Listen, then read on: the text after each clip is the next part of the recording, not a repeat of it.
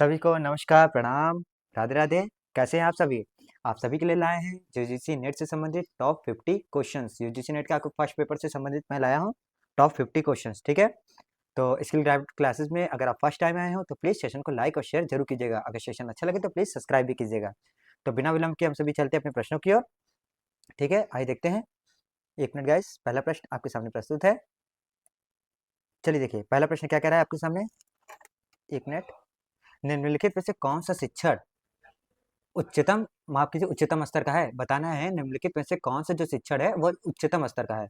पहला है स्मृति स्तर, अवबोध स्तर, विमर्शक या चिंतन स्तर या स्वायत्त विकास स्तर। तो इसका सही जवाब क्या हो जाएगा? विकल्प सी बिल्कुल सही हो जाएगा। विमर्शक और विमर्शक या चिंतन स्तर बिल्कुल सही जवाब होगा। ध्यान दीजिएगा धुरंधरों, विकल्प सी बिल्कुल सही हो जाएगा। कौन सा उच्चतम स्तर का पूछा है? ठीक है, इसमें सभी को पता होगा कि शिक्षण 3 प्रकार के होते हैं। सबसे नीचे स्मृति स्तर होती है। स्मृति स्तर अर्थात रटने से संबंधित है। सबसे निचला स्तर का कौन सा रहता है? नंबर 3 का स्मृति स्तर। इसमें हम लोग क्या करते हैं? रटते हैं, ठीक है? स्मृति स्तर में, ठीक, रटना से संबंधित है। फिर दूसरा क्या है? बीच वाला क्या है? अबोध स्तर। अबोध स्तर से क्या संबंधित है? समझना। अबोध, अबोध का अर्थ क्या होता है? समझने से संबंधित है, ठीक है? और सबसे ऊपर कौन सा रहता है? चिंतन स्तर। ध्यान दीजिएगा, सबसे ऊपर कौन सा रहता है? चिंतन स्तर रहता है। तो सबसे उच्चतम स्तर पूछा है, विमर्शक या चिंतन स्तर बिल्कुल सही हो जाएगा तीसरा का, ठीक। जरूर ध्यान दीजिएगा, सबसे निचला पूछ ले तो रटना, रटने को क्या कहते हैं हम सभी? स्मृति स्तर, ठीक है। बीच वाले को अबोध स्तर और प्रथम वाले को क्या कहते हैं? चिंतन स्तर, ठीक है। ध्यान दीजिएगा, चिंतन स्तर क्या होता है? छात्र से खुद से गहराई में सोचते हैं और समस्याओं का समाधान खुद निकालते हैं, और यह सबसे अच्छा स्तर होता है, चिंतन स्तर। चलिए आइए अगले प्रश्न की ओर देखते हैं। अब बताइए, स्वयं पोर्टल का मुख्य उद्देश्य क्या है? बताना है। पहला है सभी के लिए शिक्षा की पहुंच, निष्पक्षता और गुणवत्ता सुनिश्चित करना। दूसरा है केवल तकनीकी शिक्षा प्रदान करना। तीसरा है दूरस्थ शिक्षा के माध्यम से डिग्री बेचना। और चौथा है प्राथमिक स्कूलों के शिक्षकों को प्रशिक्षित करना। चलिए, तो प्रश्न नंबर दूसरा का सही जवाब क्या हो जाएगा? विकल्प पहला बिल्कुल सही हो जाएगा धुरंधरों। ध्यान दीजिएगा, सभी के लिए शिक्षा की पहुंच, निष्पक्षता और गुणवत्ता सुनिश्चित करना। तो ये बिल्कुल इसका सही जवाब हो जाएगा, ठीक है। स्वयं जो है वो भारत सरकार का ऑनलाइन पोर्टल है। ध्यान दीजिएगा, इसका उद्देश्य क्या है? यह देश के हर एक कोने में जहां जहां बच्चे रहे, या गरीब हो या अमीर हो, सभी के लिए फ्री में अच्छी और गुणवत्ता वाली शिक्षा प्राप्त की जा सके, अर्थात सभी को मिले। इसलिए विकल्प पहला सही हो जाएगा। चलिए आइए अगले प्रश्न की ओर बढ़ते हैं हम सभी। कक्षा में शिक्षक द्वारा छात्रों को पढ़ाते समय बीच बीच में प्रश्न पूछना किस प्रकार का मूल्यांकन का उदाहरण है? बताइए, संकलनात्मक मूल्यांकन है, या निर्माणात्मक मूल्यांकन, निर्माणात्मक मूल्यांकन है, या नैदानिक, माफ कीजिए नैदानिक मूल्यांकन, या मानक संदर्भित मूल्यांकन। इसका सही जवाब क्या हो जाएगा? प्रश्न नंबर तीसरा, आइए देखते हैं। तो इसका सही जवाब क्या हो जाएगा? निर्माणात्मक मूल्यांकन, विकल्प बी बिल्कुल सही हो जाएगा, ठीक है। जिसे क्या कहते हैं हम लोग? फॉर्मेटिव असेसमेंट, ठीक। इसमें क्या होता है कि जैसे मान लीजिए कोई भी क्लास चल रही होती है, पढ़ने के दौरान मान लीजिए जैसे कोई भी क्लास चल रही है और टीचर क्या है, बीच बीच में सवाल पूछ रहे हैं, ताकि इससे हमें पता चले कि बच्चों को वो चीजें समझ में आ रही हैं या नहीं आ रही हैं, ठीक है। इसी को हम लोग क्या कहते हैं? निर्माणात्मक मूल्यांकन कहते हैं, ठीक। और जो संकलनात्मक मूल्यांकन होता है, इसका कार्य क्या रहता है? यह हमेशा साल या कोर्स के अंत में होता है, ठीक है, हमेशा अंत में किया जाता है। कौन सा? संकलनात्मक वाला, ठीक। तो इसका सही जगह आ जाएगा फॉर्मेटिव असेसमेंट। चलिए आइए अगले प्रश्न की ओर बढ़ते हैं हम सभी। अब बताइए, क्रियात्मक अनुसंधान के चरणों का सही क्रम बताना है। चयन कीजिए, क्रियात्मक अनुसंधान के चरणों का सही क्रम क्या है? पहला है योजना बनाना, कार्य करना, अवलोकन करना या चिंतन करना।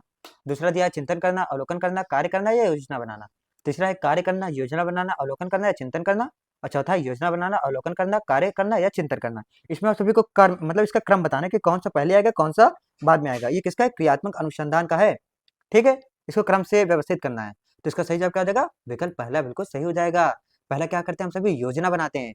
फिर जब भी कोई भी योजना बनाएंगे तो फिर उसके बाद जाहिर सी बात है उस पर कार्य करेंगे। कार्य करने के बाद उस पर हम लोग क्या करेंगे? उसका अवलोकन करेंगे, ठीक है। अवलोकन के बाद उस पर चिंतन करेंगे। ध्यान दीजिएगा, तो विकल्प पहला बिल्कुल सही हो जाएगा। इसमें जैसे मान लीजिए कोई भी क्रियात्मक शोध किसी स्कूल में या क्लास में तुरंत समस्या को सुलझाने के लिए किया जाता है, ठीक है। इसे हम लोग क्या कहते हैं? फिक्स नियम भी कहते हैं। पहले प्लान करो और फिर उस पर काम करो, फिर देखते हैं और क्या हुआ है, अंत में उस पर विचार विमर्श करते हैं, ठीक। चलिए आइए अगले प्रश्न की ओर बढ़ते हैं हम सभी।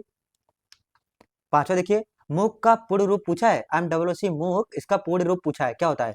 मैशी ओपन ऑनलाइन कोर्स, या मल्टीपल ओपन ऑनलाइन कोर्स, या मैसिव ऑनलाइन ओपन कोर्स या बताइए मेनस्ट्रीम ओपन ऑनलाइन कोर्स। तो मूक का सही क्या हो जाएगा विकल्प पहला बिल्कुल सही हो जाएगा, मैसिव ओपन ऑनलाइन कोर्स, ध्यान दीजिएगा।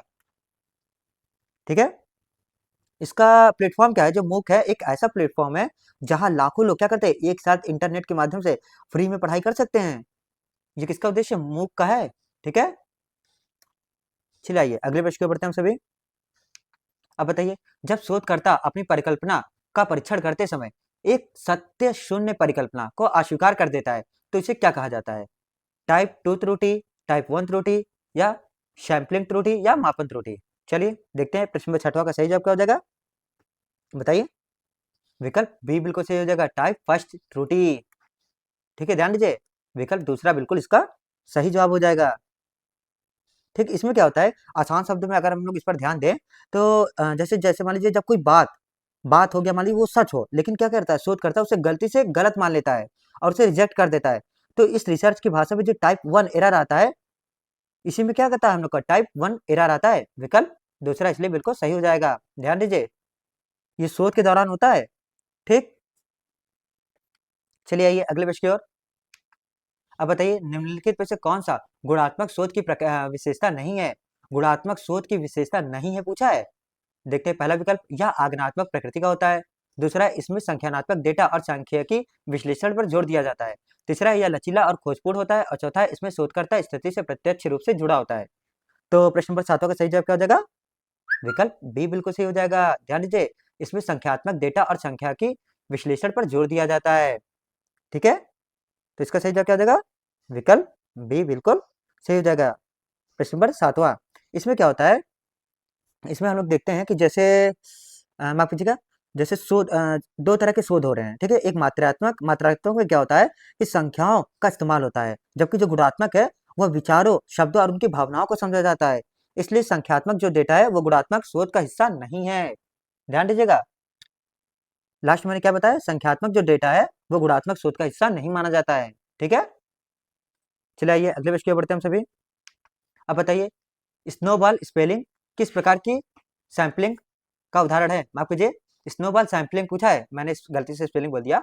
स्नोबॉल सैंपलिंग किस प्रकार का सैंपलिंग विधि का उदाहरण है। बताइए, प्रायिकता सैंपलिंग है, गैर प्रायिकता या अस्त्रीकृत या क्लस्टर। चलिए तुरंत बताइए, प्रश्न नंबर 8 का सही जवाब क्या हो जाएगा। आइए देखते हैं, इसका सही जवाब क्या हो जाएगा, विकल्प बी बिल्कुल सही हो जाएगा, गैर प्रायिकता सैंपलिंग हो जाएगा। ध्यान दीजिएगा धुरंधरों, विकल्प दूसरा इसका सही जवाब हो जाएगा। इसमें क्या होता है, जब कोई भी रिसर्च रहता है, वो रिसर्च करने वाला है मान लीजिए, ठीक है, और किसी एक व्यक्ति से डेटा लेता है, डेटा या मतलब मान लीजिए कोई जानकारी लेता है और उसी व्यक्ति से कहता है कि अपने जैसे दो लोगों को और नाम बताओ, और फिर वो दो लोग क्या करते हैं अपने से चार लोगों का नाम बताते हैं, या बर्फ के जो गोले का तरह बढ़ता रहता है, इसी को क्या कहते हैं, इन सब की जो चुनी हुई जो संभावनाएं बराबर नहीं होती हैं। ठीक है, इसी को हम लोग क्या कहते हैं, गैर प्रायिकता कहते हैं। ध्यान दीजिएगा, दो से चार लोगों के जो हम लोग नाम बताते हैं, या बर्फ के गोले की तरह बढ़ते जाते हैं। ठीक है, और इनकी जो इसमें जो सबकी चुने जाने की जो संख्या होती है, संभावना होती है, वो बराबर नहीं होती है, इसलिए हम लोग क्या कहते हैं, इसे गैर प्रायिकता कहते हैं। विकल्प बी बिल्कुल सही हो जाएगा। ठीक, चलिए आइए अगले प्रश्न की ओर बढ़ते हैं। अब बताइए, शोध नैतिकता के संदर्भ में साहित्य चोरी का क्या अर्थ है। बताइए, पहला है पूर्व के शोध कार्यों को संदर्भ देना। दूसरा है किसी और के काम या विचारों को अपना बताकर प्रस्तुत करना। तीसरा है शोध के दौरान डेटा को सुरक्षित रखना, और चौथा है एक साथ कई पत्रिकाओं में पेपर प्रकाशित करना। प्रश्न नंबर 9, तो इसका सही जवाब क्या हो जाएगा, विकल्प बी बिल्कुल सही हो जाएगा, किसी और के काम या विचारों को अपना बताकर प्रस्तुत करना। ठीक है, ध्यान दीजिए, इसमें जैसे ये होता है कि अगर आप इंटरनेट या किसी भी किताब से कोई भी चीज कॉपी कर लेते हैं, ठीक है, और उसे अपना नाम देकर छाप देते हैं, तो इसी रिसर्च को दुनिया का बहुत बड़ा अपराध माना जाता है। ध्यान दीजिए, जिसे साहित्य चोरी कहते हैं। ठीक, चलिए आइए अगले प्रश्न की ओर। कक्षा में एक शिक्षक और छात्रों के बीच होने वाला संचार मुख्य रूप से कैसा होना चाहिए। एक तरफा, सहभागी और संवादात्मक होना चाहिए, या केवल अधिकारपूर्ण होना चाहिए, या असंबद्ध होना चाहिए। चलिए, इसका सही जवाब क्या हो जाएगा, विकल्प दूसरा बिल्कुल सही हो जाएगा, सहभागी एवं क्या है, संवादात्मक, बिल्कुल सही हो जाएगा। ठीक है, इसमें क्या होता है, जो अच्छी क्लास होती है, अच्छी क्लास इसमें माना जाता है कि जिसमें सिर्फ टीचर ना बोले, ध्यान दीजिएगा, इसमें टीचर नहीं बच्चे भी उसमें भाग लें, ठीक है, और सवाल जवाब करें। तो विकल्प दूसरा बिल्कुल सही हो जाएगा धुरंधरों। ठीक है, चलिए आइए अगले प्रश्न पे बढ़ते हैं। आप बताइए, कक्षा संचार में ग्रेप वाइन किस प्रकार के संचार का उदाहरण है। औपचारिक संचार, अनौपचारिक संचार, लिखित संचार या ऊर्ध्वाधर संचार। प्रश्न नंबर 11वां। तो प्रश्न नंबर 11 का सही जवाब क्या हो जाएगा? अनौपचारिक संचार इसका सही जवाब हो जाएगा। विकल्प दूसरा इंफॉर्मेशन, माफ कीजिए इनफॉर्मल कम्युनिकेशन। ठीक है, इसमें क्या होता है, जो ग्रेप वाइन का मतलब क्या होता है, यह अंगूर की बेल जैसी होती है जो किसी भी दशा में फैल जाती है। इसी तरह जब क्लास में या ऑफिस में अफवाहें या गपशप किसी भी तरीके से बिना किसी नियमित तरीके से बातचीत होती है तो उसे हम लोग क्या कहते हैं? अनौपचारिक संचार कहते हैं, इनफॉर्मल। ठीक है, चलिए आइए अगले प्रश्न को देखते हैं। अब इसमें क्या पूछा है, जो संचार प्रक्रिया है का सही क्रम बताना है संचार प्रक्रिया का। पहला प्रेषक है, संदेश है, माध्यम में प्राप्त करता है या फीडबैक। पहला माध्यम है या प्रेषक है या संदेश है। चलिए 4 विकल्प आपके सामने प्रस्तुत है। तो इसका सही जवाब क्या हो जाएगा? विकल्प पहला बिल्कुल सही हो जाएगा। पहले क्या होता है? प्रेषक होता है, फिर उसका संदेश भेजता है, फिर माध्यम होता है, फिर प्राप्त करता था, फिर वो अपना फीडबैक देता है। तो विकल्प 12वां का पहला बिल्कुल सही हो जाएगा। देखिए इसमें क्या होता है, बातचीत का सबसे सरल नियम यही है। सबसे पहले क्या होता है? बोलने वाला रहता है, प्रेषक, सेंडर जिसे कहते हैं। प्रेषक अर्थात सेंडर, बोलने वाला। ठीक है, होना चाहिए। फिर उसके बाद क्या होता है? कोई बात या मैसेज हो, मैसेज तो होना चाहिए ना, कोई संदेश। ठीक है, दूसरे नंबर पे संदेश हो जाएगा। फिर संदेश को भेजने के लिए कोई तरीका अर्थात माध्यम होना चाहिए कि उससे हम भेज सके, माध्यम। फिर माध्यम तो मान लीजिए माध्यम मिल गया, फिर जिसको भेज रहे हैं कोई तो होना चाहिए प्राप्तकर्ता जो उसे सुने, तो एक प्राप्तकर्ता होगा। फिर जो प्राप्तकर्ता होगा जो सुनेगा तो वो अपना रिप्लाई देगा अर्थात कुछ अपना फीडबैक देगा।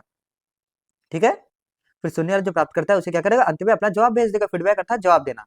तो विकल्प पहला बिल्कुल सही हो जाएगा। ठीक, चलिए आइए अगले प्रश्न की ओर देखते हैं। चेहरे के भाव, आंखों का संपर्क और शारीरिक हाव भाव किस प्रकार के संचार के अंतर्गत आते हैं?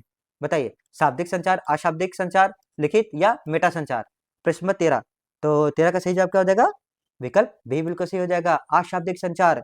अशाब्दिक संचार, ध्यान दीजिए, प्रश्न नंबर 13 का क्या है सही जवाब? अशाब्दिक संचार। इसमें क्या होता है कि जैसे कोई भी बातों को हम लोग कहते हैं, ठीक है, उसके लिए हम शब्द या भाषा की जरूरत नहीं पड़ती है।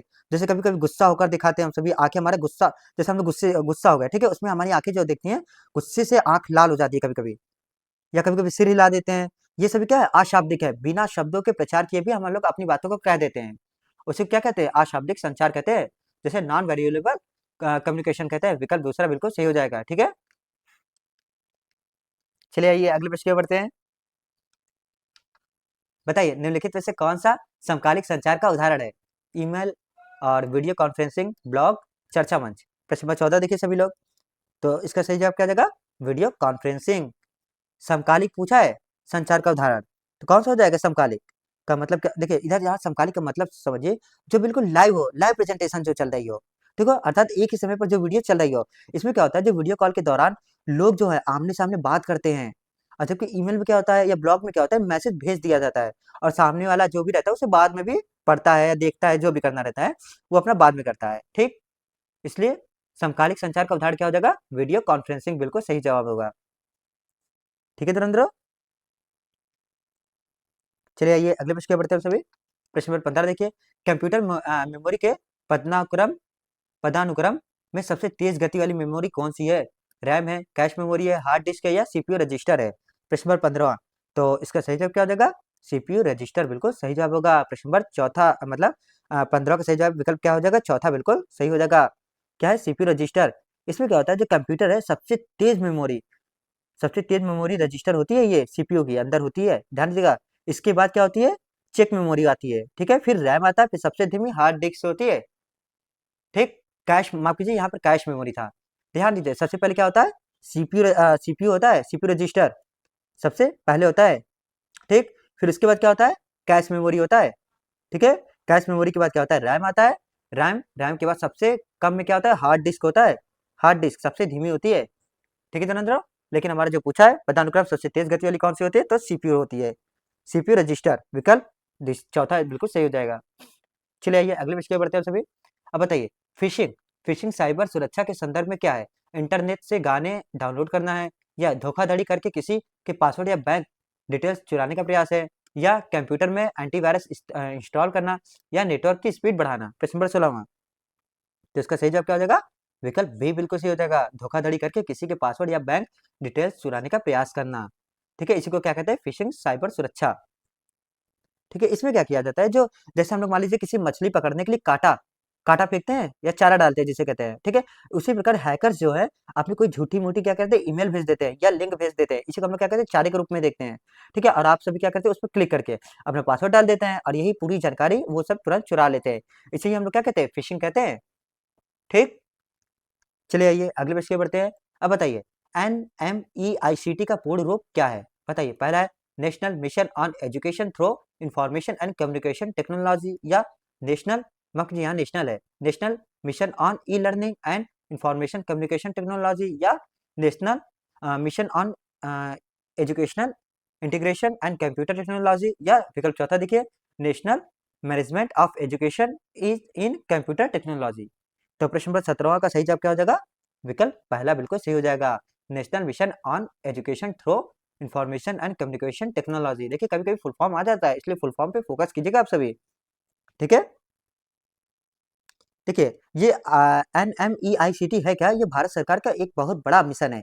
इसमें क्या किया जाता है, जिसका मतलब इसका उद्देश्य क्या है, मुख्य रूप से जो कंप्यूटर है, इंटरनेट है और उसकी जो टेक्नोलॉजी है ICT, इसका इस्तेमाल करके देश में शिक्षा के स्तर को जो है सुधारना और ऑनलाइन पढ़ाई को बढ़ावा देना है, ठीक है। इसका मुख्य कार्य है या उद्देश्य कह सकते हैं, ठीक है, मिशन के रूप में लिया गया है। भारत सरकार का एक बहुत बड़ा मिशन है ये NMEICT, ठीक है। इसका पूर्ण रूप क्या, चलिए आइए देखते हैं। निम्नलिखित में से कौन सा एक सर्च इंजन नहीं है पूछा है, गूगल, बिंग, याहू या मोजिला फायरफॉक्स। सर्च इंजन नहीं है पूछा है, ठीक है। तो इसका सही जवाब क्या हो जाएगा, मोजिला फायरफॉक्स, ठीक है। ये सर्च इंजन नहीं है, बल्कि याहू, बिंग और गूगल ये सभी क्या है, सर्च इंजन है। तो मोजिला फायरफॉक्स है, ये है क्या, ध्यान दीजिए। जो फायरफॉक्स है वो एक वेब ब्राउजर है, ध्यान दीजिए। मोजिला फायरफॉक्स क्या है, वेब ब्राउजर है। इसमें जैसे क्रोम होता है, जो इंटरनेट चलने के लिए एक सॉफ्टवेयर एप्लीकेशन है। ये क्या है, एक प्रकार का सॉफ्टवेयर एप्लीकेशन है, ठीक है, अर्थात सॉफ्टवेयर है, ध्यान दीजिए। ये एक प्रकार का क्या है, सॉफ्टवेयर है, ठीक है धुरंधरो, बोलिएगा बात। चलिए आइए अगले प्रश्न की बढ़ते हैं सभी। अब बताइए निम्नलिखित में से कौन सा एक ओपन सोर्स सॉफ्टवेयर का उदाहरण है, बताइए। MS वर्ड है, या लिनक्स है, विंडोज 10 है, या एडोब फोटोशॉप है। प्रश्न नंबर 19, तो इसका सही जवाब क्या हो जाएगा, लिनक्स इसका बिल्कुल सही जवाब हो जाएगा, लिनक्स। ध्यान दीजिए जो ओपन सोर्स है इसका मतलब क्या होता है कि ऐसा सॉफ्टवेयर जो सबके लिए बिल्कुल फ्री हो और कोई भी उसके कोड में बदलाव कर सके, ठीक है। जैसे हम लोग मान लीजिए विंडोज और MS वर्ड को बनाने के लिए बनाने वाली जो कंपनी है माइक्रोसॉफ्ट, सभी को पता ही होगा, ठीक है। इसके लिए पैसा लेती है, किंतु किंतु जो लिनक्स है, लिनक्स क्या है, एक ऑपरेटिंग सिस्टम है और ये पूरी तरह से फ्री और ओपन सोर्स होता है लिनक्स, ठीक है। चलिए आइए अगले प्रश्न की ओर बढ़ते हैं हम सभी। अब बताइए सतत विकास लक्ष्य जिसे बोलते हैं SDG की कुल संख्या कितनी है और इन्हें किस वर्ष तक प्राप्त करने का लक्ष्य रखा गया है, SDG का बताना है। प्रश्न नंबर 20, ठीक है, आइए देखते हैं। तो इसका सही जवाब क्या हो जाएगा, इसमें टोटल 17 लक्ष्य और 2030 तक इसे प्राप्त करने का लक्ष्य रखा गया है। विकल्प बी बिल्कुल सही हो जाएगा। सभी को पता होगा जो पूरी दुनिया में जितनी गरीबी है इसको मिटाने के लिए, ठीक है, और पर्यावरण बचाने के लिए और सभी को क्या समानता लाने के लिए संयुक्त राष्ट्र ने 2015 में 17 लक्ष्य तय किए थे और इन सभी 17 लक्ष्यों को 2030 तक पूरा करने का टारगेट रखा गया था, ठीक है। चलिए आइए अगले प्रश्न की ओर बढ़ते हैं सभी। अब बताइए कि जो क्योटो प्रोटोकॉल है इसका मुख्य रूप से किस पर्यावरण मुद्दे से संबंधित है, ओजोन परत का क्षरण, ग्रीन हाउस गैसों का उत्सर्जन, खतरनाक अपशिष्ट अपशिष्ट का प्रबंधन या जल प्रदूषण। प्रश्न नंबर 21, तो इसका सही जवाब क्या हो जाएगा, ग्रीन हाउस गैसों का उत्सर्जन से संबंधित है क्योटो प्रोटोकॉल। ध्यान दीजिए विकल्प बी बिल्कुल सही है। क्योटो जो है वो जापान का एक शहर है, क्योटो, ध्यान दीजिए, ठीक है। इसमें क्या कहते हैं, दुनिया के देशों ने मिलकर एक समझौता किया था कि जिसका उद्देश्य क्या है कि दुनिया भर में बढ़ रही जो गर्मी है, ग्लोबल वार्मिंग, ठीक है, इसको क्या है रोकना है और कार्बन डाइऑक्साइड जैसी ग्रीन हाउस गैसों को क्या है उत्सर्जन को कम करना है, ठीक। चलिए आइए अगले प्रश्न की ओर।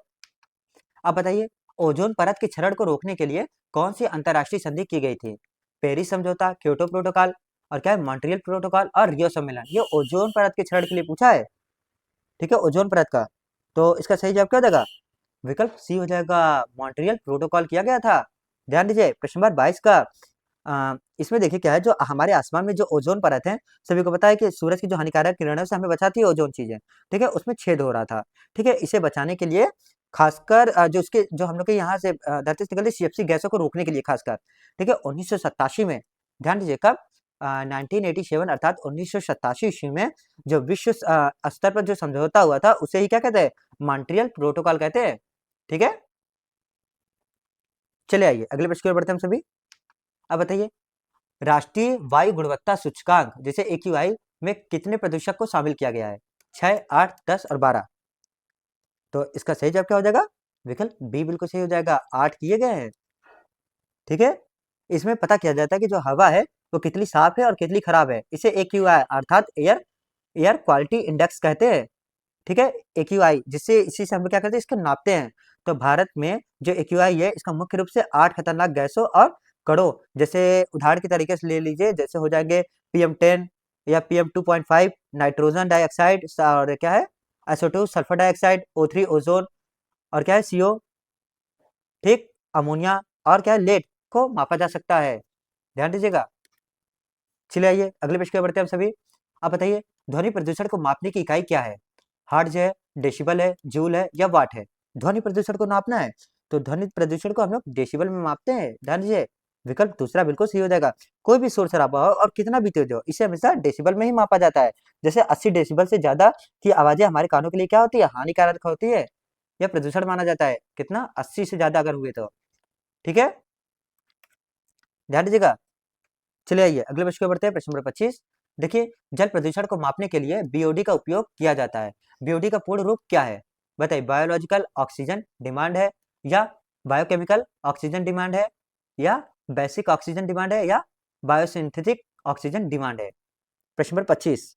तो प्रश्न नंबर 25 का सही जवाब क्या हो जाएगा, विकल्प बी बिल्कुल सही हो जाएगा, बायोकेमिकल ऑक्सीजन डिमांड बिल्कुल सही हो जाएगा, ठीक है। इसमें यह पता किया जाता है कि जो पानी में उसमें प्रदूषण की मात्रा कितनी है, ठीक है। ये हमें कैसे पता चलता है, BOD के माध्यम से पता चलता है। अगर पानी जैसे बहुत ज्यादा कचरा होता है, जब बैक्टीरिया है तो पानी में ऑक्सीजन सोख लेता है, ठीक है, और ऑक्सीजन की मांग को हम लोग क्या कहते हैं, biochemical oxide demand, BOD। BOD का फुल फॉर्म क्या है, ध्यान दीजिएगा, BOD जिसे हम लोग कहते हैं बायोकेमिकल ऑक्सीजन डिमांड, ठीक है। BOD ज्यादा होने का मतलब है पानी बहुत गंदा है। चलिए आइए अगले प्रश्न की ओर बढ़ते हैं। प्राचीन भारत का कौन सा विश्वविद्यालय मुख्य रूप से बौद्ध धर्म की महायान शाखा के अध्ययन के लिए प्रसिद्ध था, तक्षशिला, विक्रमशिला, नालंदा या वल्लभी। चलिए जवाब दीजिए, प्रश्न नंबर 26। तो इसका सही जवाब क्या देगा, विकल्प सी, नालंदा। नालंदा विश्वविद्यालय, सभी को पता है कि बिहार में स्थित नालंदा विश्वविद्यालय जो बौद्ध धर्म के लिए क्या, पढ़ाई के लिए सबसे प्रमुख केंद्र माना जाता था, सबसे बड़ा, ठीक है। विशेष रूप से यहाँ पर क्या होता है, बौद्ध धर्म के महायान शाखा को पढ़ाई होती थी, ध्यान दीजिएगा। नालंदा में बौद्ध धर्म की महायान शाखा से ज्यादातर पढ़ाई होती थी, महायान के, ठीक, पढ़ाई की जाती थी। और यहाँ पे दुनिया भर के बहुत से लोग छात्र पढ़ने आते थे, दुनिया भर में, जैसे चीन के, तिब्बत के, समझ लीजिए, ठीक है। चलिए आइए अगले प्रश्न की ओर बढ़ते हैं हम सभी। स्वतंत्रता के बाद भारत में उच्च शिक्षा के विकास के लिए किस आयोग का गठन सबसे पहले किया गया था, कोठारी आयोग, राधा कृष्ण आयोग, या मुदालियर आयोग, या हंटर आयोग। स्वतंत्रता के बाद पूछा है, ध्यान दीजिएगा, स्वतंत्रता के बाद। तो प्रश्न नंबर 27 का सही जवाब क्या देगा, विकल्प बी, राधा कृष्ण आयोग, 1948 ईस्वी में, ठीक है। विकल्प दूसरा बिल्कुल सही हो जाएगा, ठीक है।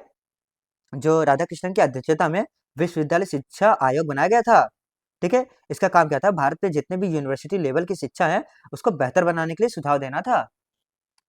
चलिए आइए अगले विषय की ओर बढ़ते हैं हम सभी।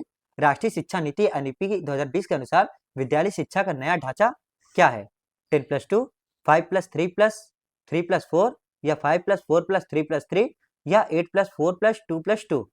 तो प्रश्न नंबर 28 का सही जवाब क्या हो जाएगा, विकल्प बी बिल्कुल सही हो जाएगा, 5+3+3+4 हो जाएगा, ठीक है। हम लोग को पता है कि जो हमारी पुरानी वाली प्रणाली थी 10+2, इसमें क्या होता था कि अब बदल दिया गया है। नई शिक्षा नीति जब से लागू हुई है, इसे 4 भागों में बांटा गया है, ठीक है। 5 साल का क्या हो जाएगा, फाउंडेशन कर दिया गया है, फाउंडेशन अर्थात बुनियादी, 5 साल के लिए। फिर 3 साल के लिए क्या कर दिया गया इसमें, 3 साल के लिए प्रिपरेटरी कर दिया गया है, 3 साल के लिए। फिर 3 साल के लिए मिडिल कर दिया गया है, फिर 4 साल के क्या कर दिया गया, सेकेंडरी। फिर उसके बाद 9वीं और 12वीं तक कर दिया गया है, ठीक, सेकेंडरी और 9 से 12 तक, ध्यान दीजिए, ठीक है। तो इसका सही जवाब क्या जाएगा, विकल्प चौथा बिल्कुल सही है। चलिए आइए अगले प्रश्न पे बढ़ते हैं हम सभी। अब बताइए, विश्वविद्यालय अनुदान आयोग को वैधानिक निकाय का दर्जा किस वक्त प्राप्त हुआ था, 1953, 1956, 1964, 1948। तो प्रश्न नंबर 29 का सही जवाब क्या हो जाएगा? 1956 ईस्वी में। ध्यान दीजिए, विकल्प दूसरा बिल्कुल सही हो जाएगा। सभी को पता है कि जो भारत में यूनिवर्सिटीज हैं का कंट्रोल कौन करता है? फंड करता है यूजीसी, ठीक है। और 1953 ईस्वी में ही बन गया था मतलब। लेकिन भारत की जो संसद ने एक कानून प्राप्त किया था, मतलब पास किया था, और उसी में 1956 की तरफ वैधानिक दर्जा दिया गया था यूजीसी को, ठीक है, 1956 में। चलिए आइए अगले पेज पे बढ़ते हैं। स्वयं प्रभा का क्या है? स्वयं प्रभा शिक्षकों के लिए एक प्रशिक्षण कार्यक्रम है। स्वयं प्रभा या 40 उच्च गुणवत्ता वाले शैक्षिक डीटीएच टीवी चैनल का एक समूह है, या फिर स्कूलों के छात्रों के लिए एक छात्रवृत्ति योजना है, या शोधकर्ताओं के लिए एक ई लाइब्रेरी है स्वयं प्रभा।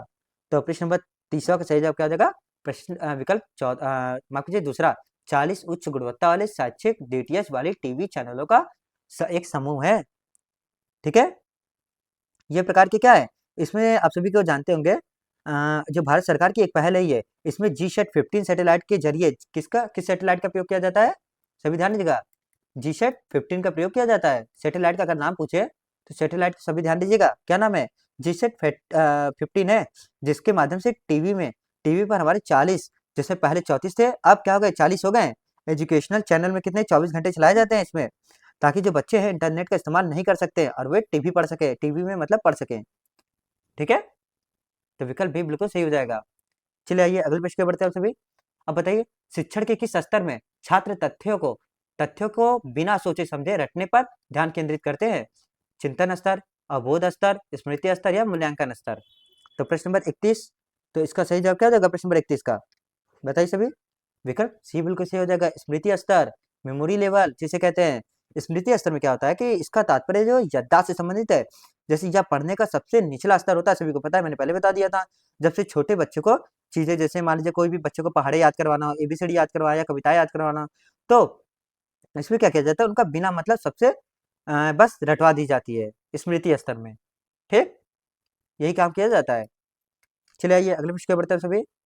अब बताइए, शिक्षक द्वारा कक्षा में उपयोग किया जाने वाला ब्लैक बोर्ड या स्मार्ट बोर्ड किस प्रकार के शिक्षण सहायक सामग्री है? बताना है। श्रव्य सामग्री, दृश्य सामग्री, श्रव्य दृश्य सामग्री या मुद्रित सामग्री?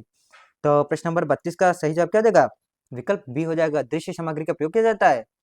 स्मार्ट बोर्ड या ब्लैक बोर्ड, ठीक है। दृश्य सामग्री जिन चीजों को, जैसे मतलब क्लास में बच्चा सिर्फ अपनी आंखों से देखकर सीखता है और उनसे कोई आवाज नहीं आती, ध्यान दीजिए, उन्हें हम क्या कहते हैं? विजुअल सामग्री कहते हैं, जैसे ब्लैक बोर्ड, चार्ट, पोस्टर और मैप, ठीक,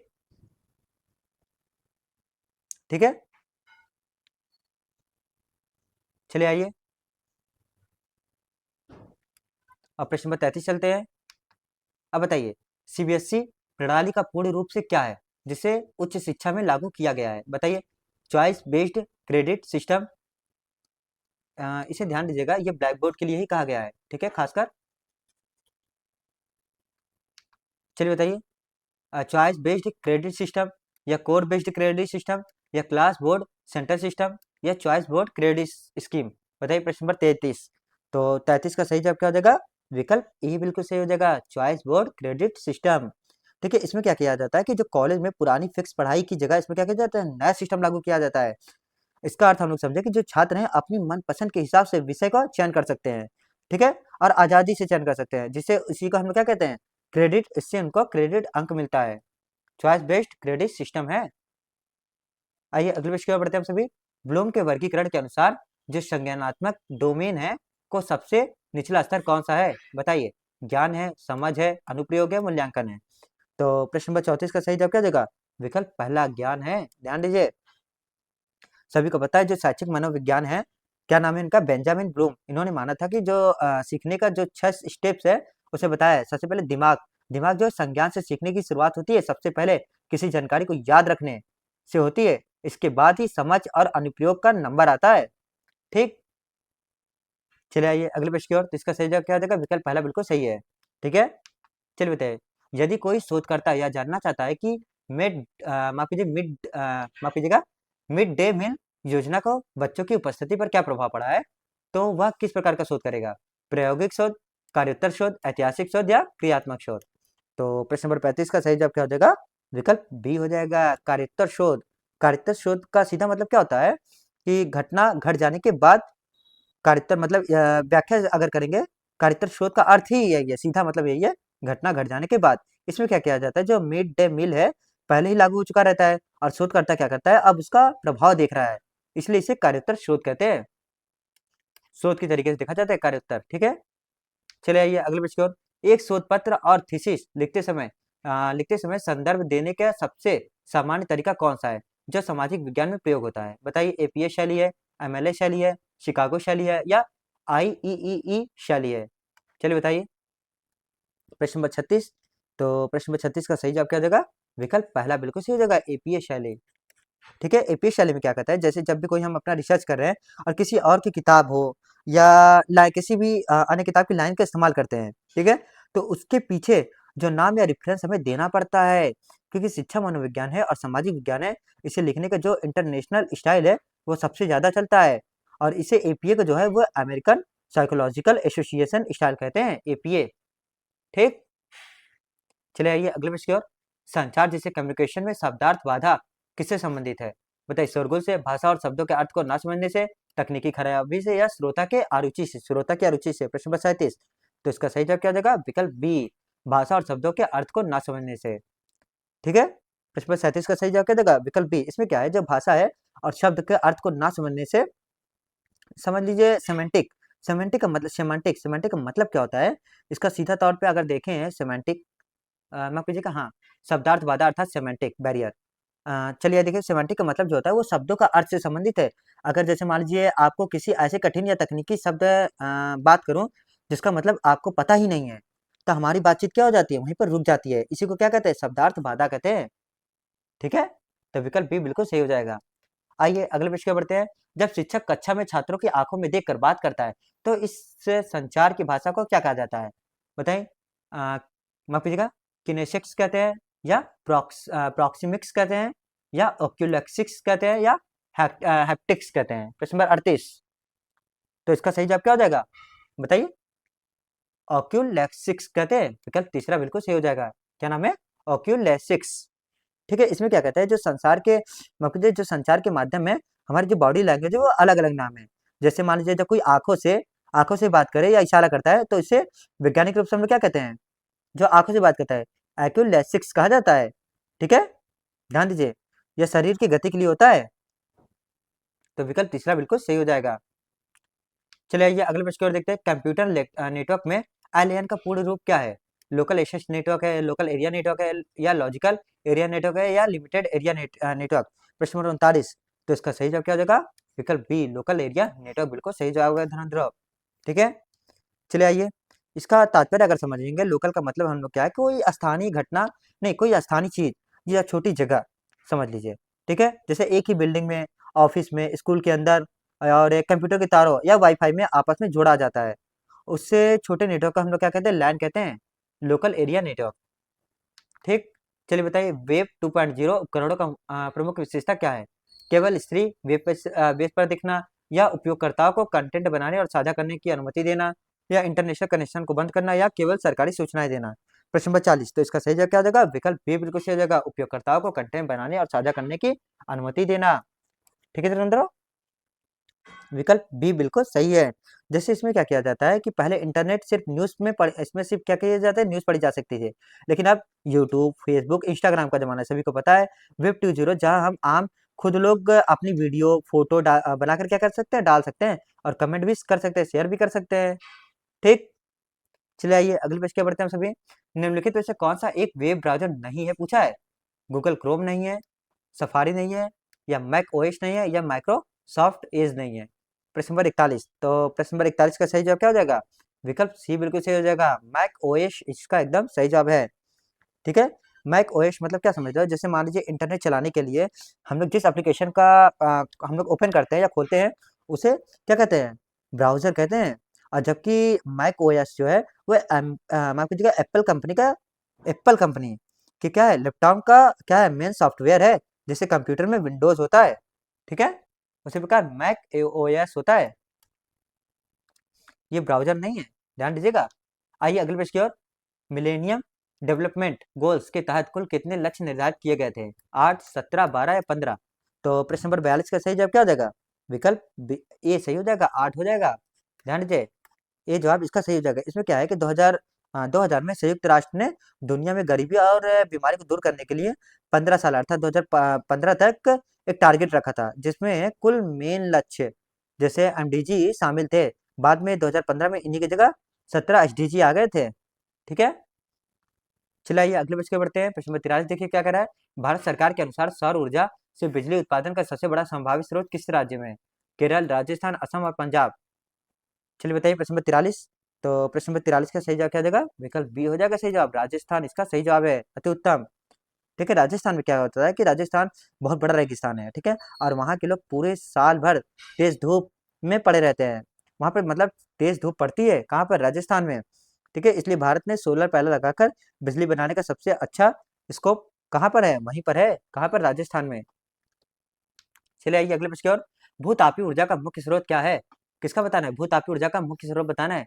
सूर्य की रोशनी, पृथ्वी के भीतर की गर्मी, समुद्र की लहरें, हवा की गति। तो प्रश्न नंबर 44 का सही जवाब क्या होगा? आइए देखते हैं।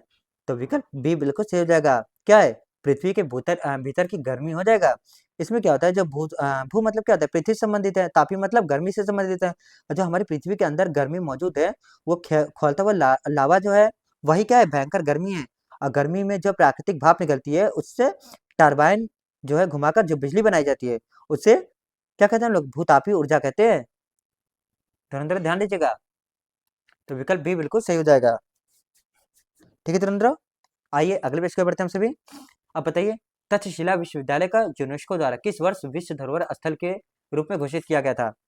ठीक है, ध्यान दीजिए। विकल्प 45 का जवाब दीजिए सभी लोग।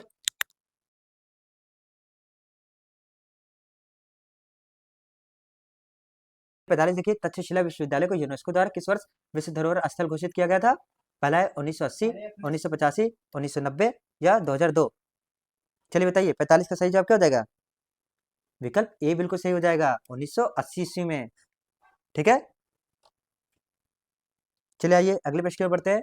अब बताइए, भारत में उच्च शिक्षा के संस्थानों को रैंकिंग जारी करने वाली संस्था एनआईआरएफ का पूर्ण रूप बताना क्या है? बताइए। पहला है national institutional ranking for framework है। दूसरा है national institute of research foundation है। तीसरा है नेशनल इंफॉर्मेशन क्या है, माफ कीजिएगा, रिट्राइवल फ्रेमवर्क है। और चौथा है नेशनल इंडिया रिसर्च फैकल्टी है। तो प्रश्न नंबर 46 का सही जवाब क्या हो जाएगा? विकल्प पहला बिल्कुल सही हो जाएगा, नेशनल इंस्टीट्यूशनल रैंकिंग फ्रेमवर्क है। ठीक है धुरंधरो, प्रश्न नंबर 46 इसमें क्या किया जाता है? ये भारत सरकार के शिक्षा मंत्रालय का एक सिस्टम है, जो हर साल देश भर की यूनिवर्सिटीज हैं, इंजीनियरिंग कॉलेज हैं, मेडिकल कॉलेज हैं, को क्या करता है? उनके रिजल्ट को और उनके आंकड़े को जो क्या करता है? चेक करता है। ठीक है, और टॉप 10 या 100 की लिस्ट जारी करता है। ठीक है, चलिए आइए अगले प्रश्न पर बढ़ते हैं। जो एनईपी 2020 के अनुसार उच्च शिक्षा में सकल नामांकन अनुपात को 2035 तक कितना प्रतिशत करने का लक्ष्य रखा गया है? 30, 40, 50 या 60? तो प्रश्न नंबर 47 का सही जवाब क्या हो जाएगा? विकल्प सी बिल्कुल सही हो जाएगा, 50% तक रखा गया है। ठीक है, सभी को पता है जीईआर का मतलब ही है कि 12वीं पास करने वाले कितने बच्चे आगे जाएंगे उच्च शिक्षा में। ठीक है, एडमिशन लेते हैं, और यही आंकड़ा 27% है। ठीक है, नई शिक्षा नीति का टारगेट है कि 2035 तक देश में कम से कम 50% अर्थात आधे युवा कॉलेज की पढ़ाई जरूर करें। ठीक, चलिए आइए अगले प्रश्न पे बढ़ते हैं। निम्नलिखित में से कौन सा मूल्य शिक्षा का मुख्य उद्देश्य है? केवल परीक्षा में अच्छे अंक लाना, या छात्रों में नैतिक, मानवीय और सामाजिक गुणों के विकास करना, या व्यावसायिक प्रशिक्षण प्रदान करना, या तकनीकी ज्ञान देना? तो प्रश्न नंबर 48 का सही जवाब क्या हो जाएगा? विकल्प बी बिल्कुल सही हो जाएगा, छात्रों में नैतिक, मानवीय और सामाजिक गुणों का विकास करना। ठीक है, प्रश्न नंबर 48 इसमें क्या करता है? शिक्षा का जो मतलब है सिर्फ मशीन बनाना नहीं होता है, और नौकरी दिलाना उद्देश्य नहीं है। इसका मूल उद्देश्य है क्या है? बच्चों के अंदर सच्चाई, ईमानदारी, दया और समाज के प्रति जो मदद है उसको सीखे। ठीक है, अच्छे संस्कार सीखे, अच्छे संस्कार को ही करना है, इसका विकसित करना है, ताकि वह अच्छा इंसान बन सके। ठीक है, चलिए आइए अगले प्रश्न की ओर बढ़ते हैं हम सभी। अब बताइए, रूषा अर्थात आर यू एस ए, बताइए क्या है का मुख्य उद्देश्य बताना है क्या है सभी लोग? राष्ट्रीय, माफ कीजिएगा, उच्चतर शिक्षा अभियान है। बताइए, राष्ट्रीय उच्चतर शिक्षा अभियान प्राथमिक विद्यालयों में सुधार करना, राज्य के उच्च शिक्षण संस्थानों की गुणवत्ता और फंडिंग में सुधार करना, या विदेशी विश्वविद्यालयों को भारत में लाना, या केवल महिला शिक्षा को बढ़ावा देना? प्रश्न नंबर 49। तो 49 का सही जवाब क्या हो जाएगा? विकल्प बी बिल्कुल सही हो जाएगा, राज्य के उच्च शिक्षण संस्थानों को गुणवत्ता और फंडिंग में सुधार करना बिल्कुल सही जवाब होगा। देखिए इसमें क्या है कि जिस तरह जैसे मान लीजिए स्कूलों के लिए समग्र शिक्षा अभियान है, उसी तरह रूषा जो है वो भारत सरकार की एक बड़ी योजना है। इसका काम है राज्य की जो यूनिवर्सिटीज है और कॉलेज के जो करोड़ों रुपए का फंड देना है, ठीक है, ताकि उनका जो क्या बोलते हैं इंफ्रास्ट्रक्चर जो है और पढ़ाई अच्छी हो सके। ध्यान दीजिएगा, ठीक है। चलिए, ये रहा आपका इस सेशन का अंतिम प्रश्न। बताइए शोध की किस विधि में समग्र माफ कीजिए स्वतंत्र चर में हेरफेर किया जाता है और आश्रित चर पर उसके प्रभाव को मापा जाता है? पहला है ऐतिहासिक शोध, दूसरा है प्रायोगिक शोध, तीसरा है वर्णनात्मक शोध और चौथा है केस स्टडी। ठीक है, तो प्रश्न नंबर 50 का सही जवाब क्या हो जाएगा बताइए सभी लोग। विकल्प बी बिल्कुल सही हो जाएगा, प्रायोगिक शोध बिल्कुल सही हो जाएगा। ठीक है, इसमें क्या हो जाता है कि हम लोग प्रायोगिक जो है हम कारण और प्रभाव को देखते हैं, इसमें एक चीज जानबूझकर बदल दिया जाता है, ठीक है, और फिर देखा जाता है कि जो दूसरी चीज है उसका उस पर क्या असर होता है। ठीक है, तो विकल्प बी बिल्कुल सही हो जाएगा। तो ये रहे आप सभी की यूजीसी नेट से संबंधित टॉप 50 क्वेश्चंस। ठीक है, ध्यान दीजिएगा अगर आपको किसी भी प्रश्न में कोई भी डाउट हो तो प्लीज कमेंट में जरूर बता दीजिएगा। ठीक है, और जैसा भी होगा हम लोग रिप्लाई अवश्य करेंगे। तो स्किल ग्रेविटी क्लासेस में आने के लिए और इसे देखने के लिए बहुत बहुत धन्यवाद। मिलते हैं नए वीडियो। अगर आपको इसका और का आगे का पार्ट चाहिए तो प्लीज चैनल को लाइक और शेयर जरूर कीजिएगा और कमेंट में भी मतलब कुछ भी अपना रिस्पॉन्स जरूर दीजिएगा। ठीक है, बहुत बहुत धन्यवाद, नमस्कार।